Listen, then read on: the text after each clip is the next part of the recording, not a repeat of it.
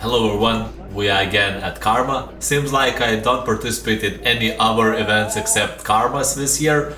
Well, at least for now it is. In the future we will see. During this race there are a lot of things to cover from organization standpoint and about the course itself. So I will make sure to cover those hopefully during these 20 minutes. We are off to the first lap and I can point out that organizers for the first time probably made huge enough gates so everyone was able to go into them, and it was like brilliant. And funny thing is that then the gates were big, everyone was like, maybe you want the front, no, maybe you want. So everyone was very friendly in terms of who's going to start first. And I probably know why, simply because the course was in a way where you'll have to go at your own pace, and if you start faster or slower it doesn't make much of a difference. So I was going after Danis Rajunas once again, so surprise surprise, our roads crosses quite too often during the Karma races. At the same time I lived on the thought to overtake him and potentially Marius in front on this double track, so that's what I tried and did. 1 kilometer into the course we had technical section where it's a single track. We had to go over a technical feature which is kind of triangle out of trees. On the rookie I checked it and I was not sure whether I'm going to do it in full speed, but on the race it's just a different story, and for that reason I added a comparison of all upcoming 4 laps. Once I did it successfully in the first lap it was a bit slower. All the upcoming laps was a very similar effort. You just go at a relatively fast speed and make sure to pull your front wheel a bit in order for it to not hit the obstacle. And that's kind of it. It's funny because on the Riki I also added a video. I'm like rolling carefully through that obstacle. Actually I kind of wanted to check what it is if I have to come here slowly. So I knew both options are doable, and during the race day you can see that it was different.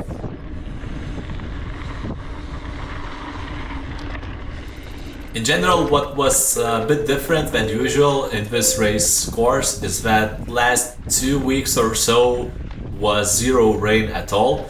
Considering that this location is a bit sandy and dusty, so too was the course itself. So it's very rare to have such conditions in Lithuania.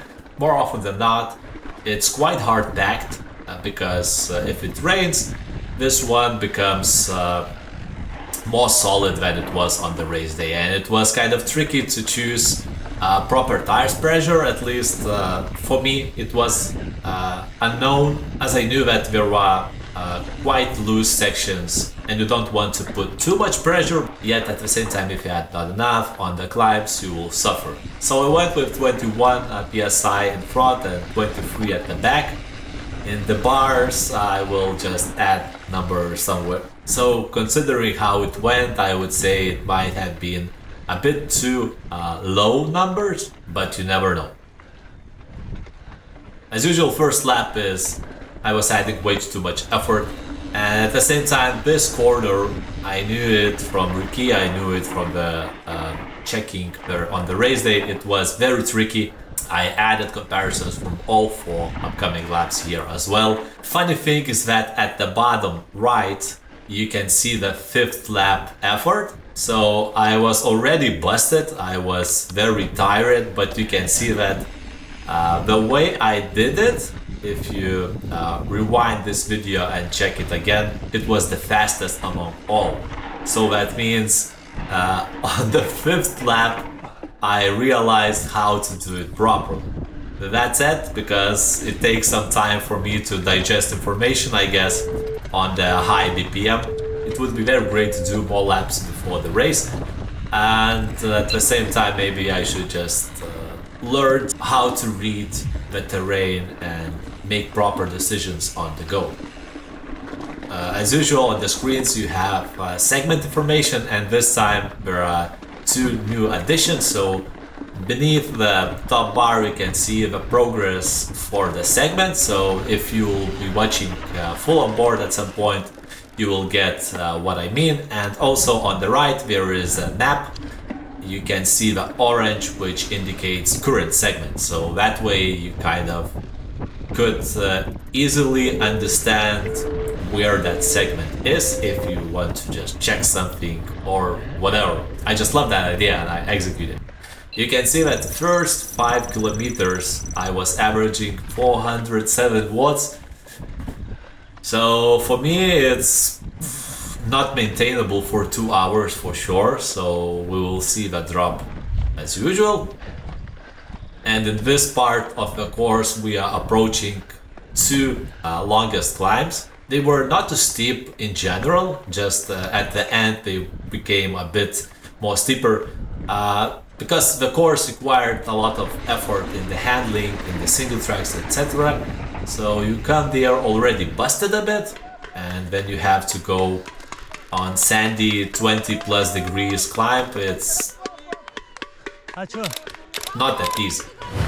One additional thing which was different in this race is that we had a kicker. The reason why I say it's kind of special, it might be funny for someone like, well, wow, you had a kicker. Yes, it was a portable one and it was placed in the course for the first time. So potentially this is going to be the case in upcoming events too. In general, it was just a nice addition to the overall experience on the course. So as you could have seen from the ones who shared their activities publicly, I was 5th on the race lap time, or at least the segment, which is kind of full lap. So you can see in front Arnas Palaitis. I was going after him for a lot of time. He most often was in front significantly after the single tracks. On the climbs I managed to close that gap a bit, but again, then there was single tracks time, it was no chance for me to keep up. 30 minutes into the course and I finally find time, even it's on the climb, to digest some gel. This race was kind of the first effort in hot conditions. At least for me it requires quite a lot of time to acclimatize for the hot temperatures. And yeah, leaving jokes aside about, well, you've been in Spain. Yes, I've been in Spain, but it was 2 months ago. So if you're aware how acclimatization goes, those jokes would be left behind. Yet another 2 things which were exceptional on this day was fan support. I don't know where these people came from, how they managed to bring the bucket and make all that noise. It was really exceptional and unusual and in general amazing. And also there was MTB assisted category, so there were 2 guys and you could have seen one on the right of the climb fixing his chain. So yeah, he broke it. But again, I don't have even enough time to cover all those topics because it was really something different this time.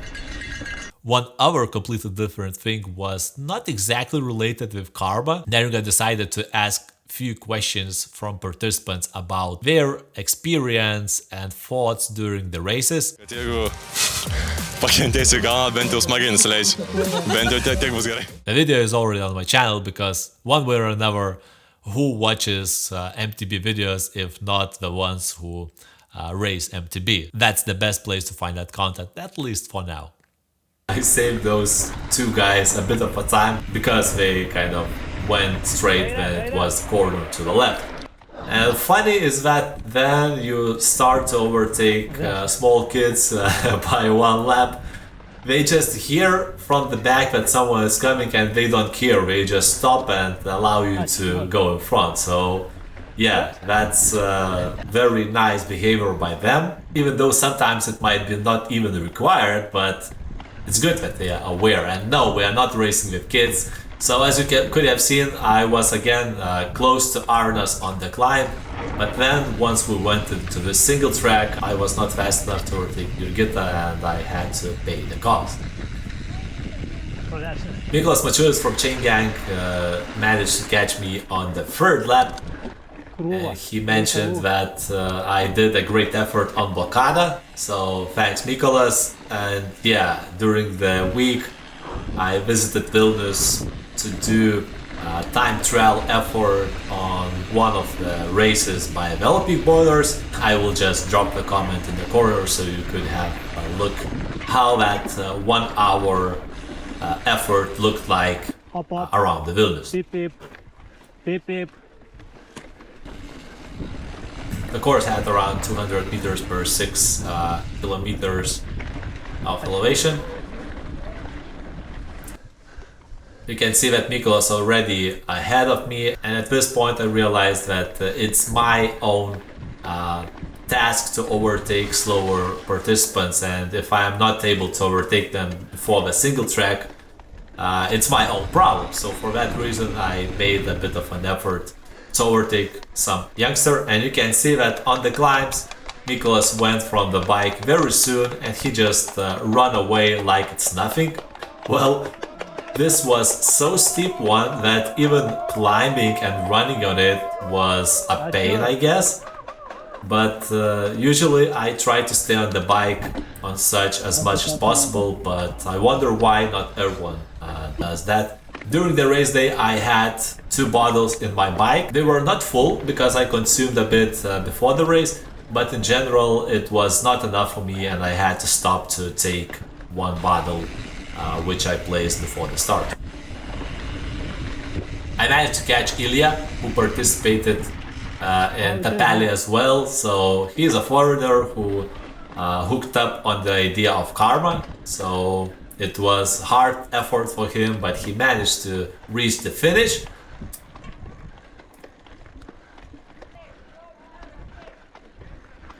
And here there will be 2 examples how climbing on the bike is not necessarily slower. In front there is Paulius Ladiga, who went off a bike also quite soon, and he just walks. The reason in the past lap Mykolas was significantly faster is because he was running.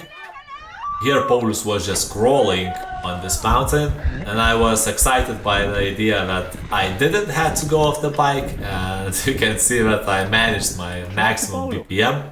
And here was yet another situation. I asked whether Paulius is going to jump over the kicker, and I couldn't hear what he said, but he said no. Well, you're welcome, Paulius. So I let it in front, and yeah, he went the chicken way.